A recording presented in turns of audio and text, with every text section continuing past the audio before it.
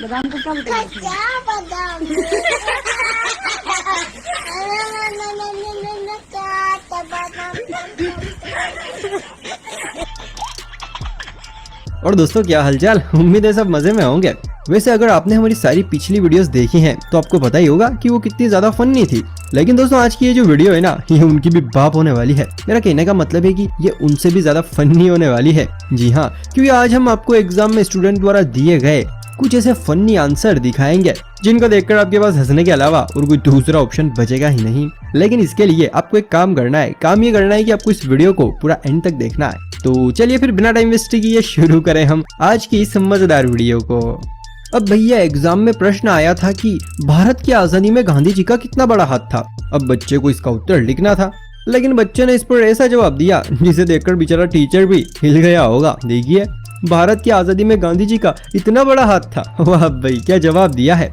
लेकिन शायद टीचर जी को ये जवाब पसंद नहीं आया, इसीलिए 10 में से 0 नंबर तो दिए ही, साथ में लानत है लिखा सो अलग। साला ये दुख का खत्म नहीं होता बे। अगला प्रश्न आया कि मुहावरों को उदाहरण देकर समझाइए, जिसमें मुहावरा था कि उल्टा चोर कोतवाल को डांटे। अब भाई स्टूडेंट को इस मुहावरे को उदाहरण देकर समझाना था, तो फिर क्या था, इस भोले वाले स्टूडेंट ने ऐसे उदाहरण देकर पूरे मुहावरे का अर्थ समझा दिया। पहले तो इसने उल्टा चोर बना दिया और उसी के सामने कोतवाल। लेकिन भैया अभी भी पूरे मुहावरे का अर्थ नहीं बना था, क्योंकि चोर कोतवाल को डांट भी तो रहा है ना। अब ये दिखाने के लिए महाशय ने चोर के पास लिख दिया, अबे ओए कोतवाल।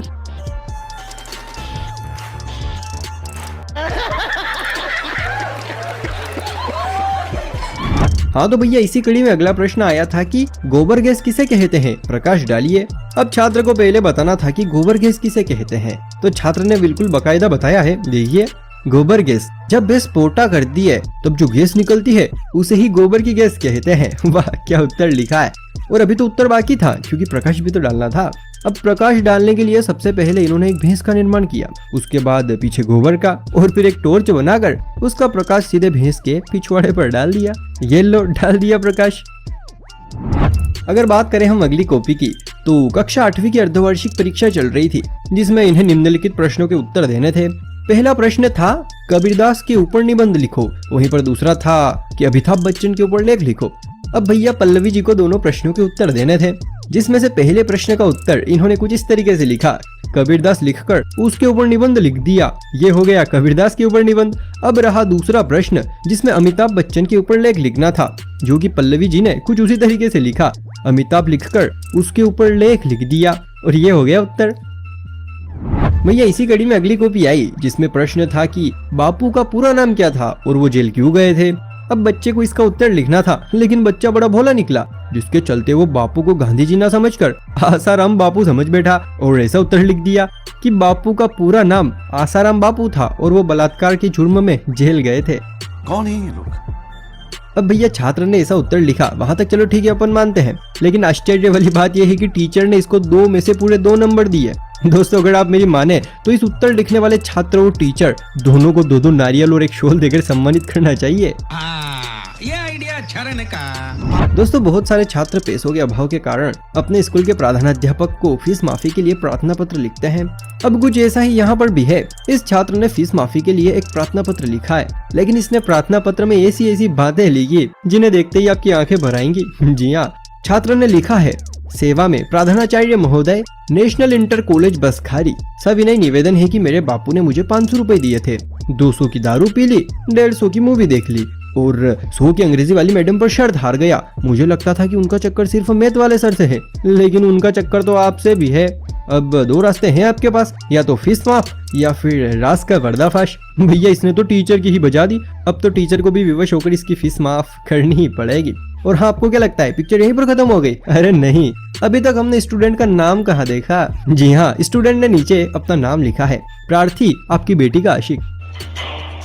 यार सोलंकी, यार चुल्लू भर पानी यहाँ कहाँ मिलेगा? प्रश्न था पर्यायवाची शब्द लिखो, जिसमें छात्र को अपने हिसाब से कौन से भी 8-10 पर्यायवाची शब्द लिखने थे।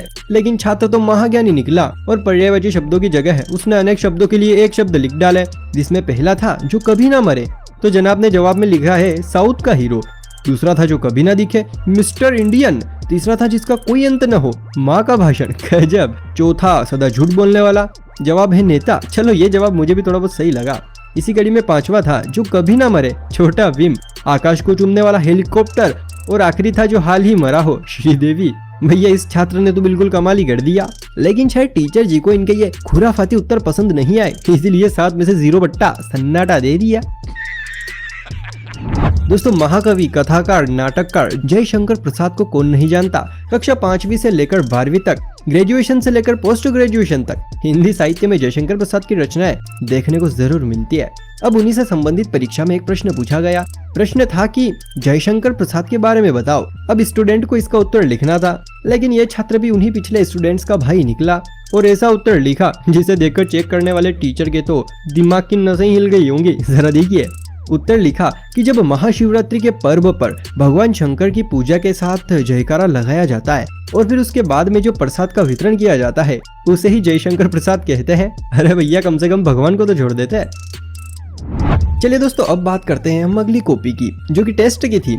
स्टूडेंट का नाम था गोलू। अब नाम गोलू है तो भैया काम भी गोल मटोली किया होगा। प्रश्न था कि कोल्ड और चिल्ड के तापमान में क्या अंतर होता है। अब हमारे गोलू भैया को इसका उत्तर लिखना था, जो कि इन्होंने बकायदा लिखा है। इन्होंने उत्तर में लिखा कि कोल्ड और चिल्ड के तापमान में कुछ भी अंतर नहीं होता है, बस दोनों में भावनाओं का अंतर होता है। बियर चिल्ड होती है और कॉफी कोल्ड होती है। वाह, क्या जवाब दिया है। लेकिन शायद टीचर जी को गोलू जी का ये प्यारा सा जवाब पसंद नहीं आया, इसीलिए 10 में से -5 नंबर तो दिए ही, साथ में ये भी लिख दिया कि आपकी टीसी तैयार कर दी गई है, कल अपने बाप से कहें कि आकर ले जाए। भाई, बहुत सारे स्टूडेंट्स ऐसे होते हैं जिनको अपनी फैमिली का डर रहता है कि अगर मैं फेल हो गया तो फिर घर वाले बहुत डांटेंगे। अब भैया कुछ इसी तरह का डर इन मोहतरमा को भी सता रहा था, इसीलिए इन्होंने कॉपी में सही उत्तर लिखने की बजाय ये सारा कुछ लिख दिया कि सर मैं एक लड़की हूँ और मेरी 28 जून को शादी है, इसलिए आप प्लीज मुझे पास कर देना, नहीं तो हमारे घर वाले गुस्से में रोएंगे। अरे भैया, अगर ऐसा ही डर है तो फालतू कामों में कम ध्यान लगाओ, पढ़ाई लिखाई में ध्यान लगाओ, IAS बनो और देश को संभालो। दोस्तों, अभी तक हमने आपको जितनी भी कॉपियां बताई ये सिर्फ मोबाइल तक ही सीमित थी, लेकिन भैया इस छात्र ने अपनी कॉपी में कुछ ऐसा लिखा कि बात अखबार तक पहुंच गई। जी हाँ, उत्तर पुस्तिका में उत्तर लिखने की बजाय इसने टीचर से अपील करते हुए लिखा, जे पास कर दिया तो तुम्हारा फुफ्फा, फेल कर दिया तो मैं थारा। अब आप सोच रहे होंगे कि आखिर इसने ऐसा क्यों लिखा, इसे फेल होने का इतना डर क्यों सता रहा था। तो भाई वो इसलिए क्योंकि इसको इसकी शादी की टेंशन थी। इसने नीचे लिखा भी था कि गुरुजी मन ने फेल ना करियो, नहीं तो मेरा ब्याह ना होवे। देख रहे हो छोरे को ब्याह करने की कितनी ठरक मची है। जान दे देंगे इसके लिए, क्या बात कर रहे हो आप। भाई, जब से पुष्पा मूवी ने फिल्मों की दुनिया में कदम रखा है तब से जैसे उसने तहलका ही मचा दिया। जिसे देखो वो उसके डायलॉग्स को कॉपी करने में लगा है। अगर आपने ये मूवी देखी है तो आपको पता ही होगा कि इस मूवी में एक डायलॉग है कि मैं झुकेगा नहीं साला। अब उस डायलॉग के रुझान एक एग्जाम कॉपी में देखने को मिले, जहाँ पर स्टूडेंट ने अपनी एग्जाम कॉपी में लिख दिया, पुष्पा पुष्पराज, अपन लिखेगा नहीं साला। कोई बात नहीं बेटा, मत लिख, क्या फर्क पड़ जाएगा, 1 साल और इन्हीं टीचरों की सेवा कर लेना। ये क्या बात करता है यार। दोस्तों, अगर बात करें हम अगली कॉपी की तो परीक्षा में प्रश्न आया था 1857 की क्रांति पर प्रकाश डालिए। अब भैया प्रश्न के अनुसार इस प्रकाश को 1857 की क्रांति पर प्रकाश डालना था। तो देखिए कैसे इसने 1857 की क्रांति पर प्रकाश डाला है। सबसे पहले इसने 1857 की क्रांति लिख दिया और उसके बाद टॉर्च से उसके ऊपर प्रकाश डाल दिया। और भैया डाला तो डाला, लेकिन कोने में लिखा भी है कि प्रकाश डाला गया। जैसे कि चेक करने वाला टीचर तो दूध पीता बच्चा ही है जिसको एक एक चीज बतानी पड़ेगी। दोस्तों, आप में से शायद ऐसा कोई होगा जो कि इंस्टाग्राम, फेसबुक इन पर अपना फोटो पोस्ट ना करता हो। अगर दोस्तों आप भी मेरी तरह इन सोशल मीडिया प्लेटफॉर्म्स पर अपने फोटो शेयर करते हैं, यानी कि पोस्ट करते हैं, तो भैया आपके लिए एक बहुत ही बड़ी खुशखबरी है। जी हाँ, आप ही देखिए खुशखबरी, ऑनलाइन फोटो पोस्ट करने वाले रहते हैं स्वस्थ।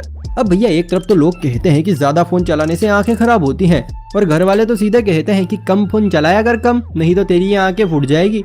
वहीं पर दूसरी तरफ इन्होंने लिखा है कि फोटो पोस्ट करने वाले स्वस्थ रहते हैं। तो भैया मैं आपको इसके पीछे का लॉजिक बताता हूँ। दरअसल दोस्तों, हम अपनी जिंदगी में चल रही चीजें जब अपने दोस्तों या फॉलोअर्स को दिखाने के लिए पोस्ट करते हैं तो इससे हमारा स्वास्थ्य अच्छा रहता है। अब दोस्तों होता कुछ यूँ है कि हम सोशल मीडिया पर ट्रेंड के चक्कर में सचेत रहने लगते हैं कि यार देखो तो अभी इंस्टाग्राम पर क्या ट्रेंड में चल रहा है। जी हाँ दोस्तों, और इसी के साथ हम अपने आप की और भी ज्यादा केयर करने लगते हैं कि अगर कहीं मुझे छोटी मोटी चोट आ गई तो फिर मेरी फोटो बिगड़ जाएंगी, उतनी अच्छी नहीं आएगी, और इसी के चलते हम अपने आप की और भी ज्यादा केयर करने लगते हैं।